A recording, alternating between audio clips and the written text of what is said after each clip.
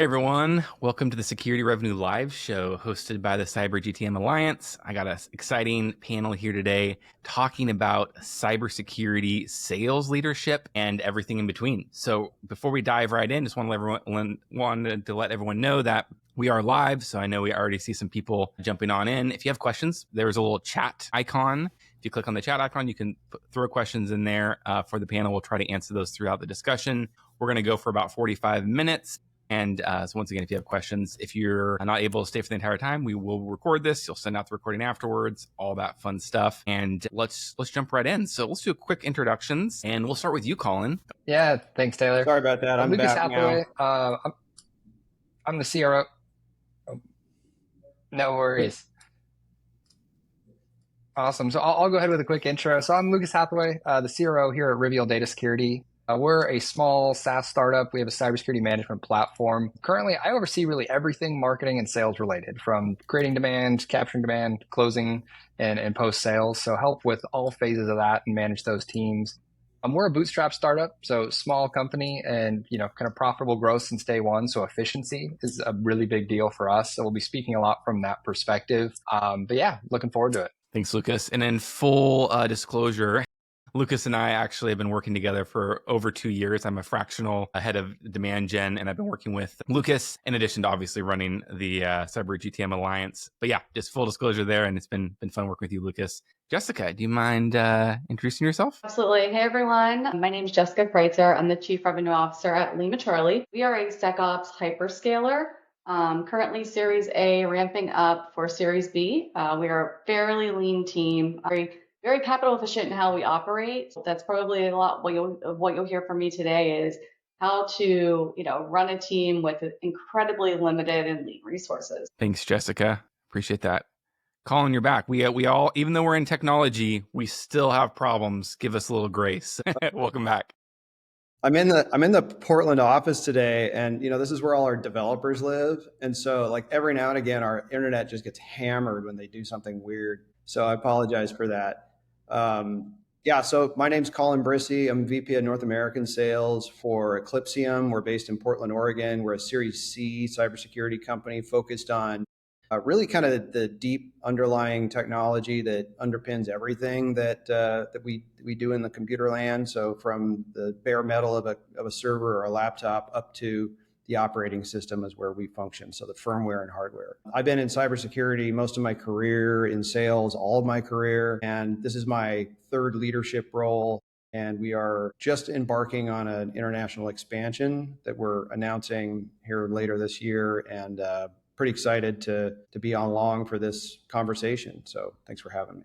Thanks, Colin. I love it. Very cool. I love the variety of growth stages and experiences. Maybe if we have time, we can talk a little bit about the international expansion towards the end here. So very cool. Thanks everyone once again for joining us live. I see some more people have joined in, and feel free to put your questions in the chat if you have specific questions for our panel. So let's jump right into our first question here, which is your sales leadership philosophy. And I really am curious, how has it changed over the past couple of years, maybe with the advent of AI, with maybe how the growth stage of your company or the different tactics? I'd be curious, how has your philosophy changed? And let's start out with you, Jessica. Yeah, well, I'd say the world looks completely different than it did even 2 years ago. Everything is changing at such a rapid pace, and we've got to, adjust and adapt our tactics. People's attention is incredibly difficult to get at this point. We've got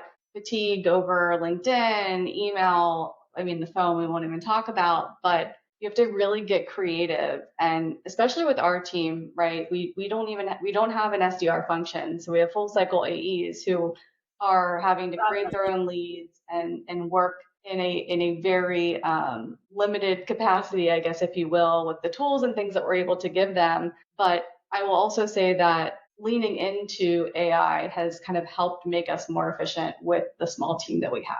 But another thing that I will say that has shifted over the past probably 2 years with the lack of attention and being able to gather people's attention is just being incredibly laser focused on your ICP, knowing where you win and not deviating from that. Understanding that there might be a broader market need, but you could gather attention from other folks, but making sure that you're constantly laser focused on serving the ICP that look like your current customer base, and you have a high probability of winning. Very cool. Well, maybe we can dig into the AI side and the full cycle AEs a little bit later, Jessica. And I definitely resonate with the almost the idea of like niching down, right, and focusing on a smaller market, and you can always expand from there, especially as there's obviously so much competition and niching down. So with that, Colin, any additional thoughts on your sales philosophy and how it has evolved over the past couple of years? Yeah, I would say that honestly, my underlying philosophy hasn't actually changed that much. I've always been a big fan of human connection and what I call loiter time, right? Which is, get as much time as you can in the physical space of your customer, understanding their business problems, understanding their technical problems, and also understanding who they are as a human being.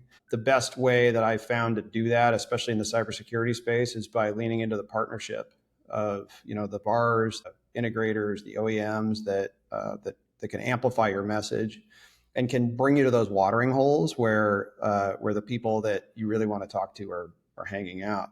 The pandemic really threw a wrench in that, right? Because like you couldn't spend physical time with people. And so, during that time, I think we all leaned into automation, digital outreach. I think that's when email went from bad to impossible.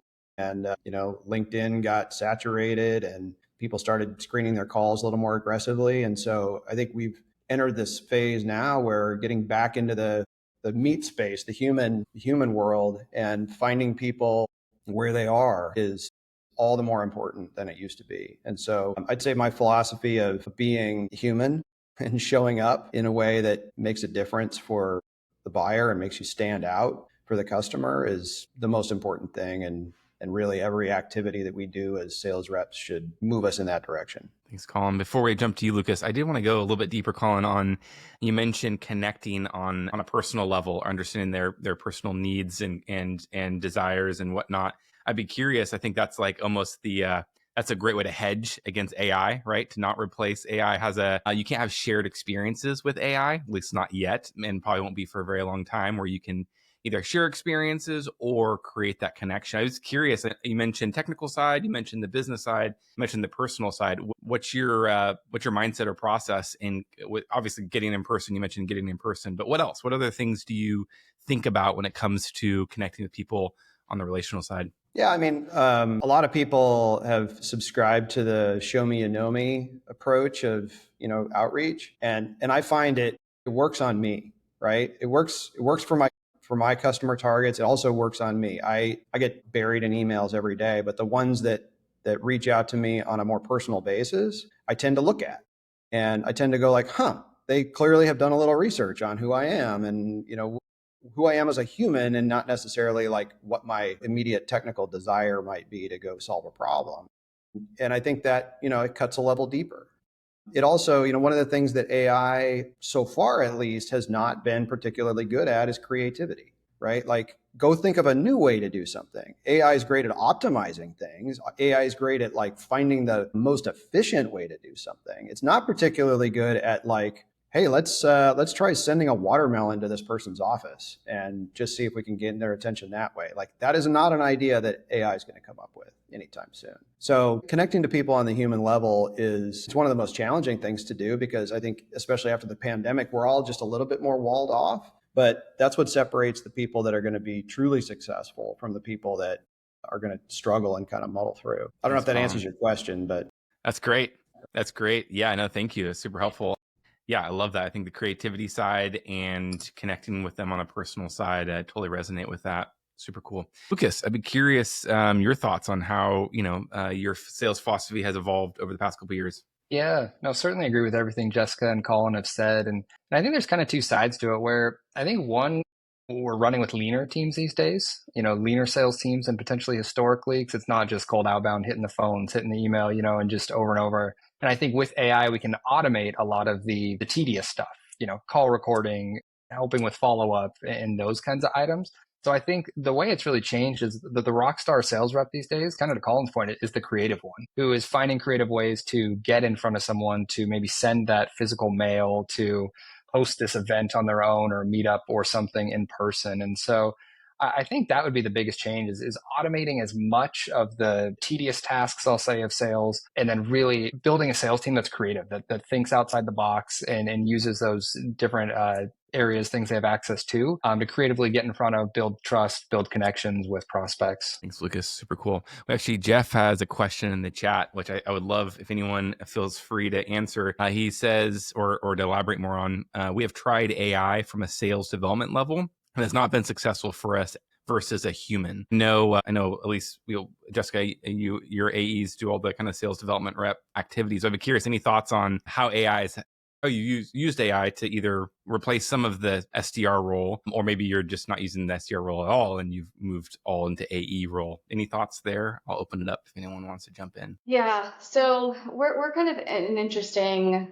situation because we have a product-led growth strategy as well. So we do get a decent amount of inbound leads. So that's helpful for our team. We totally eliminated the SDR role and did not replace it with AI. The way that our team uses AI is mainly for research, right? That's where I've found the massive time savings, things that would take you hours to crawl the internet for. You can do a deep research query and in 10 minutes, you have your results. So that's really where we have leaned into using AI. But I don't believe that we're in a space where AI can replace the SDR function.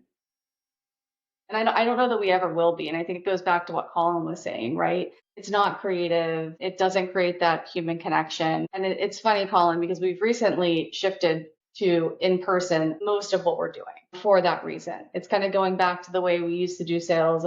And, that's what works. And that's the thing that I miss, in the way we were operating because of the pandemic and because people are busy and because of distributed workforce. Getting in front of people and providing value and creating friendships is something that I feel like we lost a little bit, but I think we're getting back. And I think that's what will separate the wheat from the chaff going forward. Thanks, Jessica. Any other thoughts on the SDR role, AI? I was going to say, we haven't cracked it for cold yet. That's for sure. As far as, cold outbound, have not found AI to be able to replace the SDR function or be successful there. I will say it helps some with inbound leads, whether that's, content downloads or webinar attendees, website visitors, and using some de-anonymization and then the follow-ups to those folks. I think it is very helpful in that sense to help personalize some of that follow-up to, again, those more inbound leads, maybe slightly warmer leads, but not from a cold sense. Cool. Yeah, interesting questions. Feel free, folks, to ask more questions in the chat. I love it. Let's change gears a little bit. We've already, and Jessica, you hinted at, and Colin, you as well, hinted at how to get in front of people, how to build relationships, drive more pipeline. I would love to just hear what's working for you all right now as in regards to getting net new customers, just focusing on net new. We can talk about expansion, retention in a little bit. To build pipeline, because everyone, that's like, every conversation I ever have, every member in the community, when they onboard, they're like, how do I get more pipeline? It seems to be everyone's top priority. So I'll start with Colin. Any thoughts on, what's working now to get net new pipeline? I'll give you a tongue-in-cheek answer first, which is nothing's working. Yeah. But I think that what is working is doing all the things. And it's a terrible answer, but it's unfortunately what we're finding to be true. And that means, we expect that our sales reps should self-source about 30% of their pipeline. And then between channel partners bringing us opportunities and registering them, and marketing activities, following up on events and webinars and that sort of thing, they should produce about another 70%. And so we're kind of using that as our guidepost for, how we should be expecting stuff to come in. And it's largely holding to that. We've had a little bit of a slowdown because we've been blessed with very busy quarters. We've had a slowdown in sales rep self-sourcing, but it's been made up for by some great contribution from our partners lately.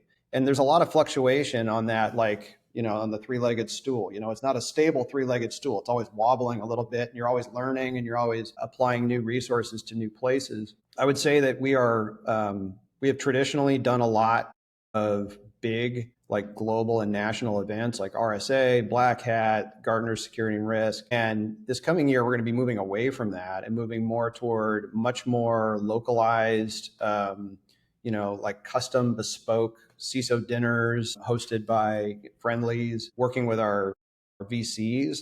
Our VCs have been unbelievably helpful in terms of go-to-market and helping us with high-level introductions. We're an A16Z company. We're a Madrona company out of Seattle, and we're a 1011 Ventures company. And all of them, like 1011, of course, they specialize in cybersecurity. So they've got a great network and good support. A16Z has some of the best go-to-market people in the world. And even as a Series C company, we continue to lean into that. But a lot of I would say the most contribution we've seen lately, like the last year or so, has been through our channel partners, our partners like GuidePoint, WWT, increasingly Optiv, although they're new to us. And we also have an OEM relationship with Panasonic. So Panasonic offers our product as smart compliance, Panasonic Smart Compliance. And so it's a great door opener because they're selling it into their customers alongside their Toughbook product. And we're able to be embedded with those sales cycles. And then that gives us the opportunity to go have a conversation with that organization about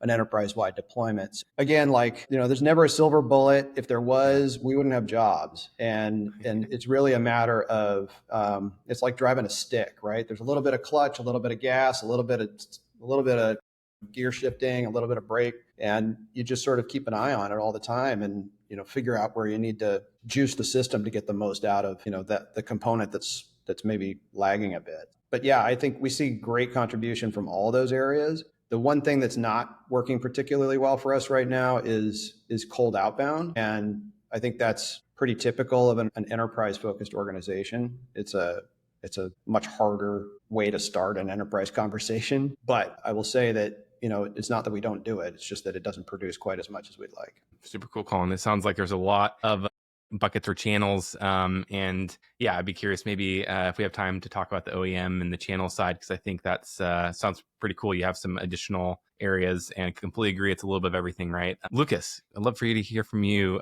your perspective on this. Yeah, I think we touched on it a bit earlier, but one of where we've had the most success the last couple of years is conferences and events. They've been our highest ROI channel, admittedly, just from a spend to new customer and revenue perspective. With the caveat that I think you have to niche down to your very specific ICP, and ours is fairly narrow. So like the RSAs, those types of black hats, like we don't even do those, and I mean, they'd be fun to go to as a security person. I, love going to those, but from a building pipeline revenue perspective, they just don't make sense for us. And so we've had conferences as small as 50 to 100 people and walked out of there with 15 demos scheduled on the calendar, like not just follow-ups, but demos on the calendar. And it's kind of goes back to points Colin and Jessica were making earlier about one, narrowing down your ICP, but then at those smaller events, you get a lot of face time with the same people. You might be able to go to dinner with them, grab breakfast with them. They stop by the booth, you're speaking, there's so many different touch points with the same people that in a matter of 3 days with one person, you could get to 4 to 6 touch points to build trust. They're like, yeah, let's continue this conversation. Let's book a demo. And so that's been awesome for us. Is super niche down. We had 50 to 200 people conferences that are the exact buyer, our exact industry that where we want to be. Has just been huge for us as far as from an ROI perspective goes. The second is I was actually reviewing kind of the first half of this year, like net new revenue, where it came from, what journey those people went on, what content they downloaded, what they viewed, what they looked at, just any information we have in our CRM to trace their journey as far as all the things that they did before deciding to become a client. And it was fascinating to me. 70% of our new clients so far this year had all attended a webinar at some point before becoming a client. And there's the ones who didn't, we'd either met at a conference or it was just super high intent Google paid search traffic. And every other person, a lot of that trust was built through webinars. And usually most had 1 to 3 other resources they downloaded from our site or things they viewed on our site. I thought that was a cool, obviously people have been doing webinars forever. It's definitely not a new sexy channel by any means, but it seems to be a really good way to build trust by doing educational type webinars and just providing value through webinars if you can't meet them or see them in person. So those are really the two that stood out to me as far as this year that we're seeing to really drive demand and pipeline. Thanks, Lucas. Jessica, any additional thoughts to add there? Yeah, I'd say, we see a lot of success from webinars. And I think the reason for that is we do have a free version. So people watch a webinar, they go try out the platform, and then they become an inbound lead. So that's how a lot of our deals begin. On the event side of things, RSA and Black Hat, we've already touched. They're tough. We still do them. But we've really leaned into the smaller regional conferences. But what our goal is at those conferences is to either be hosting a workshop on our own, so having it the day before, the day after, inviting folks for a full day workshop within a happy hour and a dinner, or having workshop at the event, or having a speaking spot. I think that drives the most engagement at those smaller events. Being able to get people hands on keyboard, to meet them, spend more time with them, and that's been incredibly successful for us. And we've got, I think, 4 or 5 more workshops through the end of the year. We've kind of had this Defenders tour that we're working on, and we always couple them with the B-sides or some other kind of security conference that's smaller and more niche. Love that. Thanks, Jessica. And I appreciate all of you shared in regards to having obviously multiple, like if you're going to do a conference, go deep on it, right? You're going to speak, you're going to do dinners, you're going to have the booth, you're, for lack of a better expression, you're really going to hustle, because I see a lot of folks that spends tons of money and you just see people just hanging out at the booth all day and there's no pre, post, during. You deal with a lot of competition at conferences. So how to stand out and how to really make the most of it. I think that intentionality of maximizing is really important, because you can also waste a ton of money on conferences too, which I've seen throughout my career. I'm curious, Jessica, if you wouldn't mind, before we go into the next topic, if you'll humor me and go off script a little bit. You talked about your PLG free trial or free introductory product. Is there anything you can share with the audience in regards to, we could talk about this for an hour, but in regards to just, first of all, your sales motions, how does that work when you have people coming through the door? Are you going through a PLG and then moving to enterprise and selling more an enterprise solution, or is it more just all mid-market? Is any learnings you have in kind of having a PLG introductory product versus, I imagine, Colin, you're strictly going, enterprise. There's no introductory, and Lucas, I know you guys are mid-market and whatnot. So yeah, just curious, Jessica, any insights you can share? Because I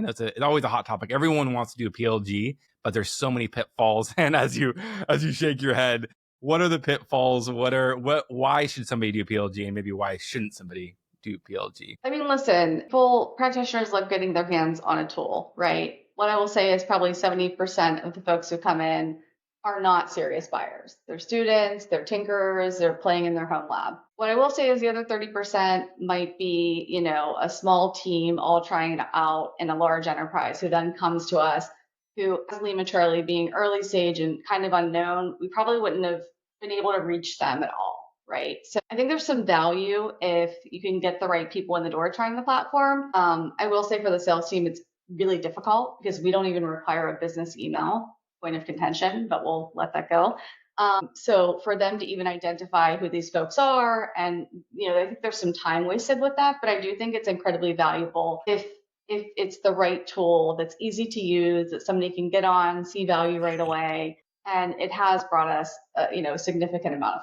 So as much as I might complain about it sometimes, it is a valuable tool for us. I do think I will kind of go on a little bit more about that.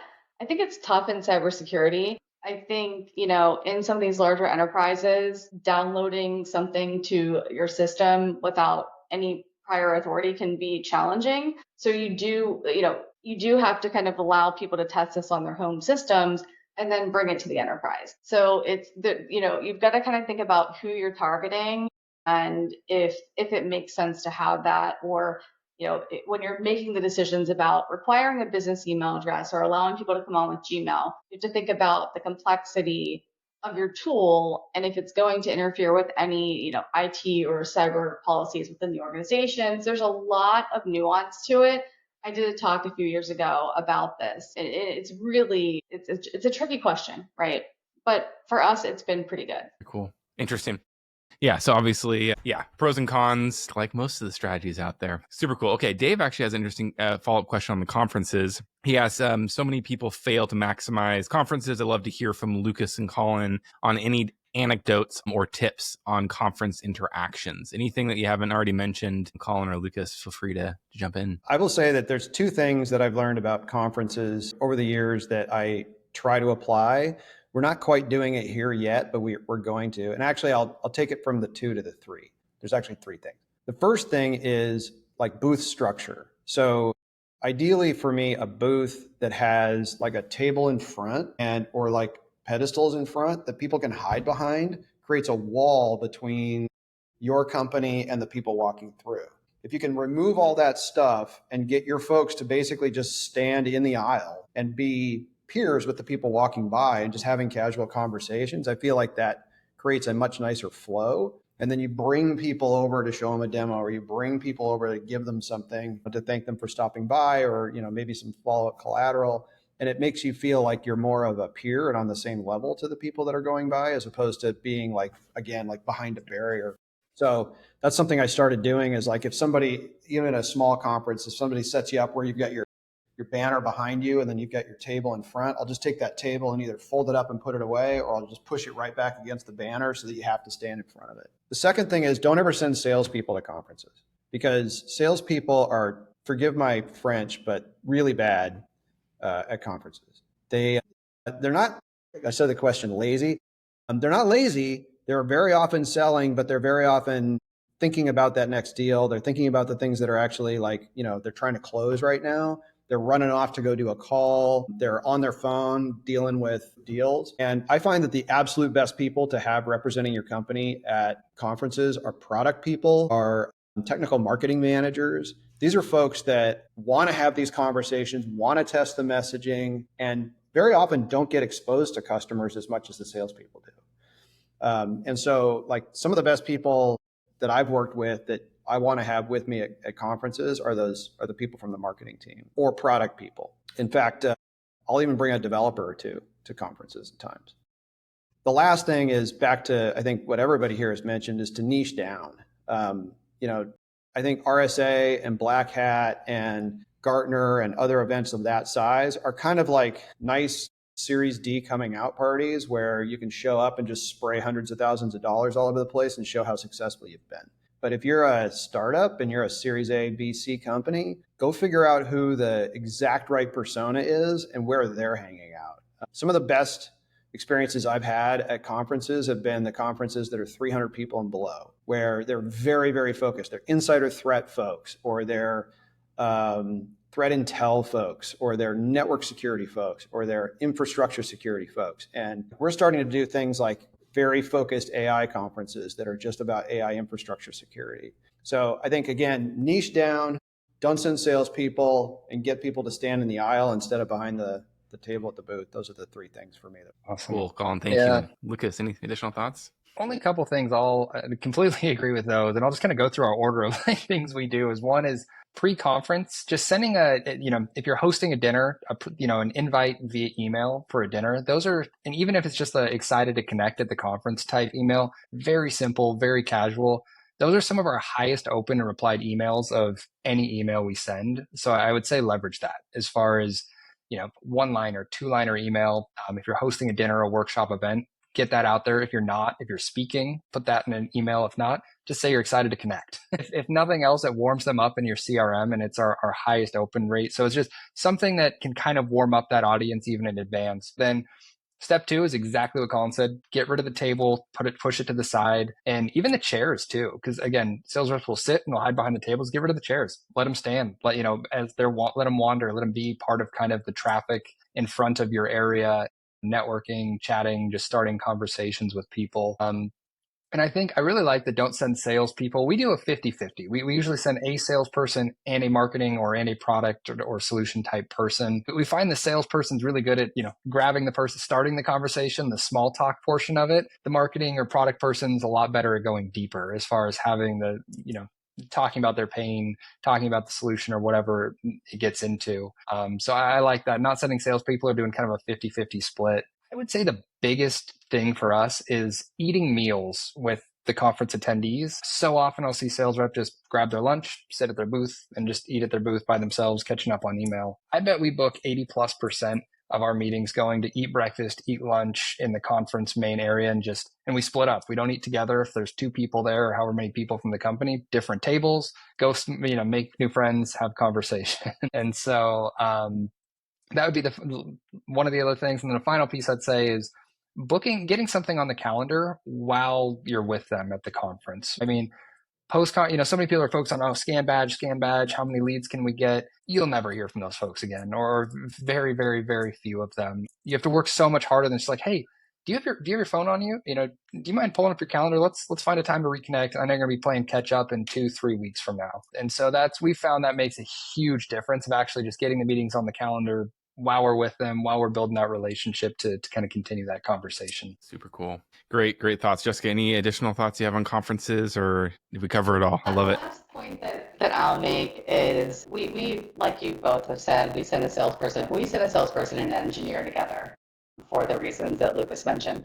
But one thing that I've kind of implemented is I don't care how many badges you scan. I don't want to see an enormous number of badge scans and it's, the marketing person from the vendor down the street. I want to know first qualified opportunity. What opportunities do we drive from this? If there were only 10 badge scans and all of those are now in pipeline, I'm happy with that. So just setting the expectations on the KPI, and this gets me in trouble with the board when they're like, you have small numbers, and like, right, but look at the opportunities that came out of it. Just making sure that your reps are focused on disqualifying people, not just having pointless conversations or I even say, don't scan them for a t-shirt or whatever we're giving away. If they're not qualified and they're never going to talk to us again, don't put them in the CRM. Give them the t-shirt, send them on their way. Find somebody who is interested. So I think that's something that it's really helped us to focus our. Very cool. Thanks, Jessica. Dave had another follow-up question, which I thought was interesting. Have you gamified the number of opportunities? I think we lost Jessica. We were doing so good on the technical side. We'll move on to the next question and come back to that question when there we are. Welcome back, Jessica. Can you hear us okay? We were talking about how Riverside has its quirks before we hit record. Yeah. It's all good. We'll move on to the next question. We got about 10 minutes left here. Let's talk about expansion and retention. I know there's been a huge, I think in the general, either SaaS, B2B world, a focus on NRR, GRR, and how do we drive efficiency. I'd just be curious, first, do your AEs, do you segment, number one, do you segment with, net new versus account managers? If not, if you are full cycle, how are you seeing expansion retention play into your overall go-to-market strategy? Yeah, any thoughts? I'll start with you, Colin. Sure. Right now we have full cycle AEs that own the account soup to nuts. What we're finding is that we've had a solutions team that is very, very technical. They're not really like a product support. They're more like they're almost like a services group. And what we found is that sometimes when the sales reps get really, really busy chasing new business, and the existing accounts tend to languish a little bit and need some more attention.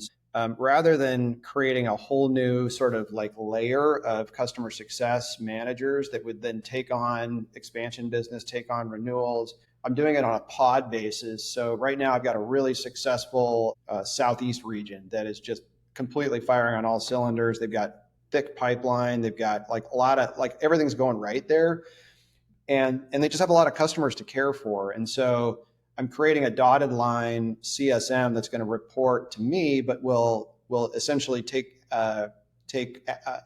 like orders, so to speak, take guidance from the AE in that territory. So basically, like, hey, we need to go take care of these accounts. The upsell strategy is this. The expansion strategy is this. Please help make sure that they're getting all the resources that they need. And then there's going to be like an overlay compensation model for that role.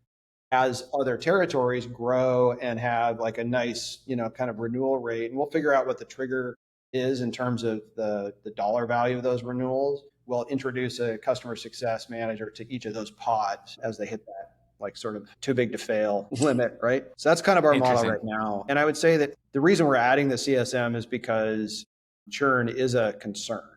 We don't have churn that's any worse than industry standard, but we believe that we can make it a lot better and really try to get it way north of 100% renewal rate if we can add this extra kind of care person to the mix. Fascinating. So it's kind of a hybrid approach where the AEs still are full cycle, but you have a CSM that supports the retention and expansion initiatives. Fascinating. Very cool. Lucas, any thoughts on expansion retention, how your org manages that? And yeah. Yeah. So that's interesting to hear, Colin, because we're actually kind of in a little bit of a transition phase right now. So historically, we offered a lot of services. We keep scaling back our services and moving more to software. And so our customer success reps and quotes have always been our solutions team, our consultants that might be doing light services in the software for different clients. And so historically, they've been the ones kind of responsible for maintaining that client relationship post sales and identifying some of those upsell expansion opportunities and then bringing the sales rep in from there. And what we've kind of moved to as we're doing less and less services is there's still kind of that main person responsible for it, but they do a quarterly check-in with each client. Just, hey, where are things at? How's your utilization of the software? Here's new features. What can we help with?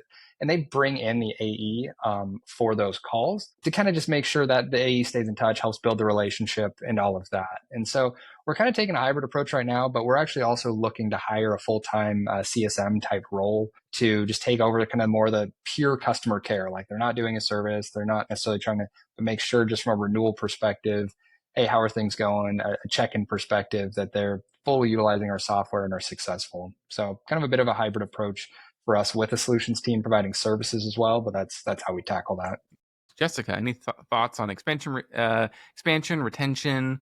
You mentioned your full cycle sales teams. Any thoughts on that? Yeah, for us, we're probably a bit more unique than most folks out there. We don't operate on contracts usually because often we're working with service providers who are going to grow with us through time. So the account executives will stay on board, but we also do have a technical account manager who helps to address any technical concerns, help them with new use cases, new services that they're offering, all of those things. And we've built a compensation model that is beneficial to everybody to A, retain the customer, and B, help them grow and get to what their potential that we've decided that they should be at.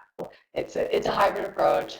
Honestly, the whole team is really involved. That we're small, but we've carved out that function today. Yeah, well, I think I've heard from all of you that, and this kind of ties back to even our opening, Colin, your opening thoughts on relationships, leveraging relationships. I think in creating those long-term relationships, having that full cycle AE and managing that relationships makes a ton of sense to maintain that relationship, and also the experience too. I think you get that experience of taking care of customers that you can take back into prospecting, into selling, and all super cool things to differentiate your process. We got about 3 minutes left. I love, Colin, yeah, please go ahead. I'm just going to add to that I have actually done the thing in the past where the AE is just the closer of the initial deal and then they hand off to the CSM. And I found that you miss a lot of the relationship at that point, right? Because like the customer bought from this sales rep and then you hand them off to somebody they've never met before, they might not like the CSM very much. So as long as the sales rep is still involved throughout the rest of the cycle, I feel like it really helps take advantage of any relationship that sales rep was able to build that was unique to that sale. That's my only addition. I love it. That's super cool. Yeah, the maintaining of the relationship, and I think there's even the satisfaction. When I was an AE, I remember the satisfaction of seeing my customers successful, right? And years down the road, after I'd be like, oh man, here's this customer I signed 2 years ago. Here's where they're at now. And I have those stories. I have that perspective and that satisfaction in the role too. I'm not just closing the deal, moving on. I see the impact of what I'm doing. And I know I was much happier in that position as well. I'm going to give you all 30 seconds or maybe a minute each to, in closing, kind of this last question around alignment. I would just love anything alignment between the other orgs. I mean, we all talked about working with each other. We all talked about, I mean, Colin, you mentioned, channel partners and OEMs. Jessica, you mentioned service providers, and you mentioned working with other departments, and Lucas, you as well. Any closing thoughts on how do you work with the entire go-to-market org to drive more revenue? I know it's a loaded question, but any takeaways or anything to avoid? Like, hey, here's what I wish I knew when I first got into my CRO role or VP of sales role. And I'll start with you, Jessica. Yeah, so I think it's end of the year last year, we all sat down and we created what our vision and goal was for the year. And that's product, that's marketing, that's sales, even engineering, right? And we meet very frequently to see, is what we're doing, to ask the question, is what we're doing driving us towards this goal, this vision? And if not, how do we correct? And this is something that we are focused on, monthly, sometimes weekly. But I think product marketing and sales have to be in lockstep. We're no longer living in a world where marketing are the people over in the corner producing shiny brochures and product are these people who make decisions in a silo. You really have to be all driving towards the same mission, taking feedback from each other, and making sure that the product and the messaging are in alignment with the overall goal and what the market's looking for. So I think it's just having that, shared vision, shared goal, checking in on it, and continually, pushing on, making sure that there is alignment across at least those three areas of the business. Super cool. Colin, any thoughts? I'll echo what Jessica said wholeheartedly. I think having a North Star is super critical, and especially if that North Star is shared across product, marketing, and sales, that helps to drive activities at all levels. And again, that North Star, I think, often needs to be articulated in the terms of what the customer is trying to solve for. Because in the end, like if your North Star is to go do something that has nothing to do with customer success, then you probably are not going to be very successful. And if you are aligning your North Star around the problem that you're looking to solve for the customer, then you can all align around that, including the customer. And that's the other important voice in the room that doesn't often get to be present for your annual planning discussions is the customer. And I think the ability to capture the voice of the customer, feed that into your vision, feed that into your mission, feed that into your goal set, and then constantly reflect on what am I doing to solve the customer's problem. That creates a whole lot of smoothness to the communication across teams. Super cool. Lucas, close us out. Any thoughts, additional thoughts? Yeah, I think they hit on it perfectly, but I think it's a collaboration. It is one team with one goal, not, hey, we're all a different team. Yeah, we hit our metrics, we didn't hit ours, or we had ours. No, it's one metric. There's one goal that we're all trying to achieve. And so making sure that there are those open communication channels between teams. I mean, we're small, so obviously it's still, I imagine, a lot easier for us than in larger organizations, but ensuring there's a lot of tools out there, leveraging tools or processes to ensure that, the sales who's speaking to the customer, at least initially the most, is taking their words, their pain, translating that to marketing and saying, hey, we're hearing a lot of this on the calls. I had one of our account executives last week said, hey, in the last 2 weeks, I've heard complementary user entity controls, a very niche thing, but this come up 4 times as a concern with prospects. Awesome. Marketing team. Now we're going to go create some content around that, whether it's create a blog around it. Let's make sure we have some emails written around it. Maybe we host it in a webinar, or include it in an upcoming webinar. And how can we loop that into the marketing strategy? So taking the customer's words, leveraging that with marketing, and then the clients from our solutions team or whoever's working with the clients, and making sure that's fed back into product of, hey, here's a common complaint I'm getting, here's a request I'm getting all the time, and just making sure there's central communication around those teams, as these guys have said, to just make sure that you're working towards the same final goal. Super cool. Thanks, Lucas. Thank you. Awesome. Well, we're a bit over time here, so we'll wrap it up. I just want to thank Colin, Jessica, Lucas. Thank you all for sharing. And thanks everyone for asking some great questions, and really appreciate the interaction. Always fun to hear everyone's questions and get some feedback there. So thanks again, everyone, for joining. Thanks everyone for listening to the Security Revenue Live show. Really appreciate it. Everyone take care, and we'll see you next time. Thanks, everyone. Thanks, guys. See y'all.